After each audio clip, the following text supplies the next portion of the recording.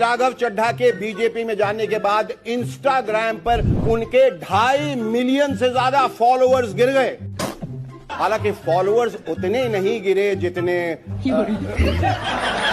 पिछले साल राघव चड्ढा अपनी आंखों का इलाज कराने के लिए लंदन गए थे। ये लंदन का डॉक्टर भी अजीब है। बताइए, चड्ढा का इलाज पिछले साल किया और साफ दिखना उन्हें अब शुरू हुआ। इस बारे में जब हमने उनकी पत्नी परिणीति से पूछा कि Parineeti, what you have to say about your husband crossing the floor, तो उन्होंने कहा, Shekhar, I am completely floored. Honestly मुझे कुछ अजीब से सेंसेशंस हुए।